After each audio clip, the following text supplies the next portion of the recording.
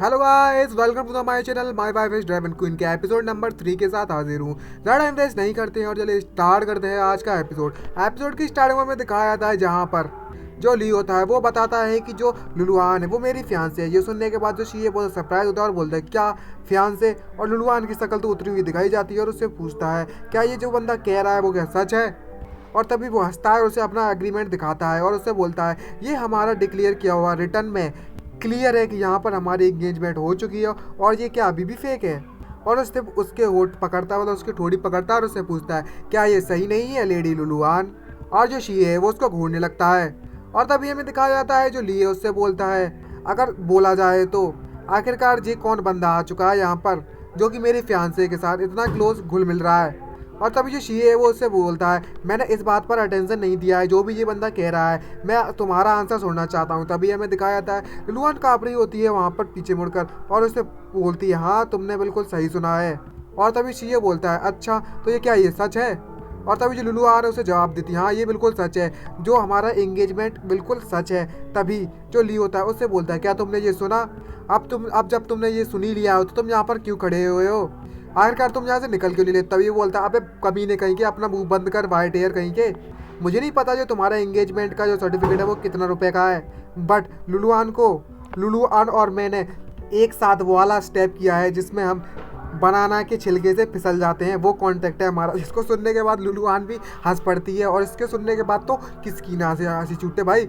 मतलब यार बनाना से भी फिसलना भी एक रिचुअल हो चुका है इसके लिए। ये चौमू का दिमाग तो सच्चों में घुटनों में भी ना है, कहीं बेच के मूंगफली खा गया, मुझे तो ऐसा लग रहा है। जिसको सुनने के बाद दोनों के तो होश उड़ जाते हैं। और तभी वो उससे बोलता है सबसे ज़्यादा इम्पोर्टेंट ये है कि एक अंधा इंसान भी देख सकता है कि जो लुलुआन है वो तुम्हारे साथ बिल्कुल भी खुश नहीं है। तभी लुलुआन की शक्ल दिखाई जाती है जो कि शर्मा रही होती है और ली की तो जल फुच कर राख हो रही होती है।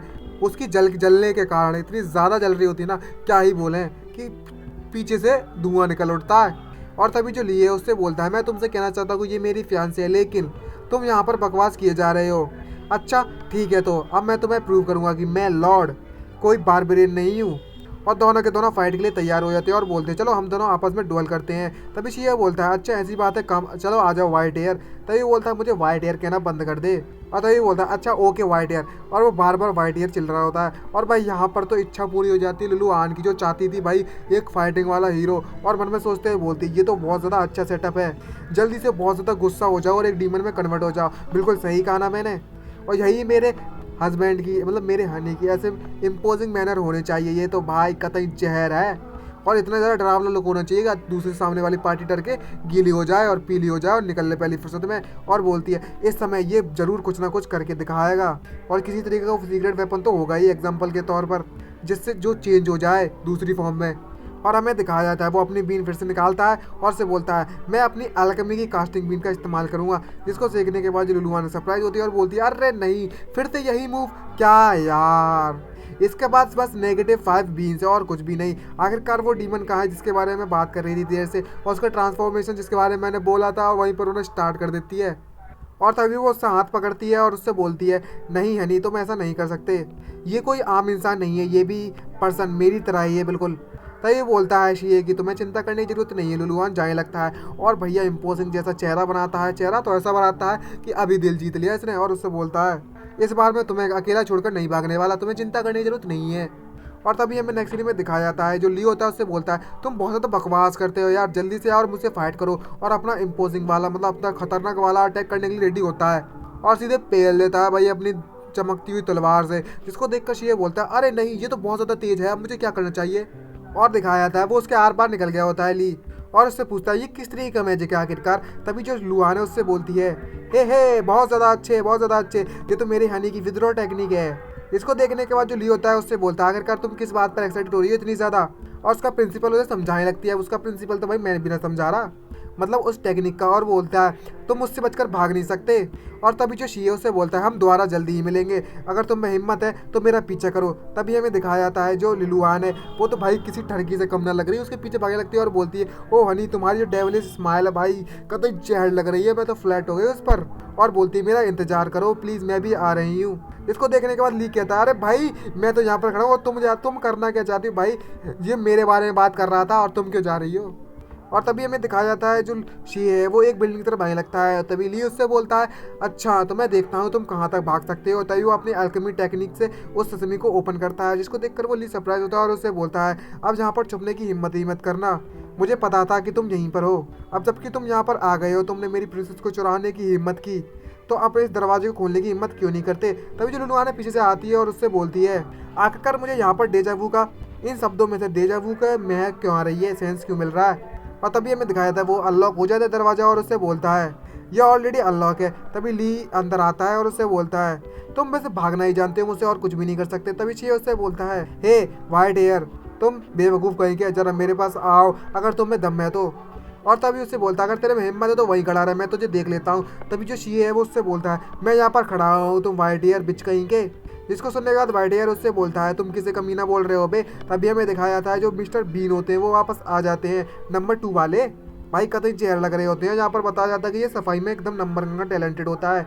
जिसको देखकर वो बोलता है दूसरे बीस हे बॉस, आखिरकार आपकी जो स्टाइल है वो फर्स्ट चैप्टर से बदल कैसे गई। और दोनों के दोनों चिल्लाना स्टार्ट कर देते हैं और वो बताता है कि मैंने अभी अभी अपने बचपन से लेकर सफाई करना एकदम लल्लन टाप करके सीखा हुआ है, और मैं कुछ भी इस तरीके से साफ कर सकता हूँ जो सोच भी नहीं सकता कोई, और सफाई करना ही मेरा काम है। यहाँ तक कि इसने एक दिन तो कैक्टस के सारे कांटे इस तरीके से साफ कर दिए थे, उसका टकला चमक उठाता और बोलता है ये तो मेरी सबसे ज़्यादा मस्त डिस्कवरी थी उस समय की। और वो अपनी सब कुछ बताने लगता है और बोलता है कि मैंने इस फर्श को इतना ज़्यादा चमकाया ना, इस पर तो कुछ भी नहीं टिक पाया और ये बहुत ज़्यादा चिकना भी है। और बोलता है अब बस इसका पैर रखने की देरी है, और एक बार ये पैर रखेगा तो हमें रिजल्ट मिल जाएगा फाइट का। और वो बोलता है ये है मेरी slip and fall mistake technique, polishing technique है भाई। जैसे वो पैर रखता है ली और वहाँ पर गिर जाता है धड़ाम से। और तभी जो शी है वो उस पर बोलता है अभी समय आ चुका है हमारा अटैक करने का, सभी के सभी लोग अपनी अपनी पोजीशन ले लीजिए। और अटैक करती है, हमें रेड बीन दिखाया जाता है और उससे बोलता है अब ये मेरी बारी है, मेरा नाम नंबर 3 बीन है, और मेरी जो स्पेशल टेक्निक है वो क्लीनिंग टॉयलेट है। और भाई जो टॉयलेट करने वाला जो पाइप होता है ना उसको लेकर आ जाता है और बोलता है अब मैं इस प्लंगर से तेरी ऐसी तेजी मार रखूंगा। और उस प्लंगर से साफ करना स्टार्ट करता है और बोलता है इसे मैंने कम से कम 30 सालों से इस्तेमाल कर रहा हूँ और मैंने इसे एक भी बार धोया नहीं है।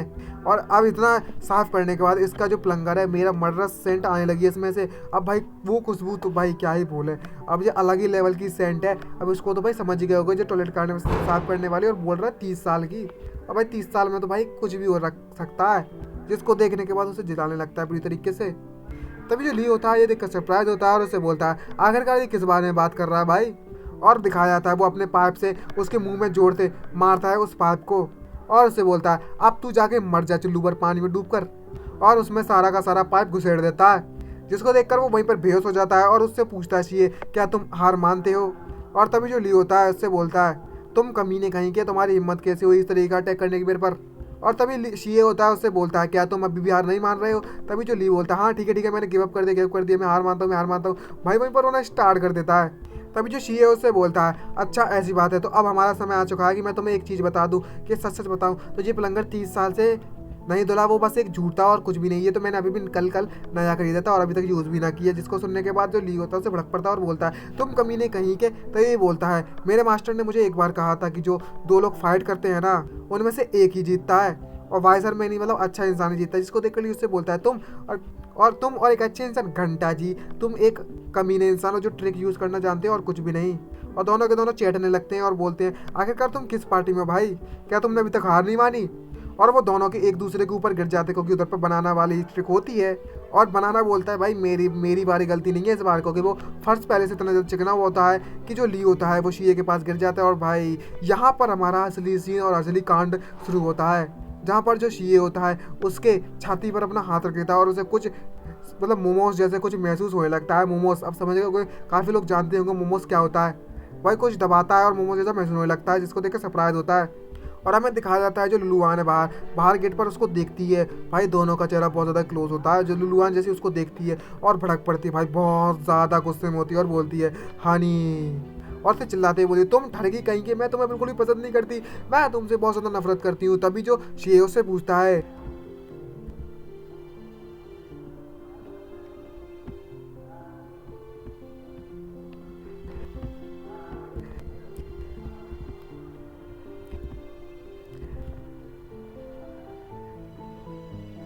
मैं तुमसे कभी भी हार नहीं मानने वाली, आखिरकार मैं लुलुआन से किस तरीके से हार मार लूँ, मैं तो उसे हमेशा अपने पास ही रखेंगे। अच्छी अच्छी बात है, चलो वापस आ जाओ मुझसे फाइट करने के लिए। तभी वो शीए उससे बोलता है जरा एक सेकंड रुको, हमें थोड़ा देख रहे तो आखिर चल के रहा है, पहले अपने सर्वेंट को थोड़ा समझ रहे तो आखिर चल के रहा है योराने से। आप पहले ये बताइए कि आप मेल हैं कि फीमेल।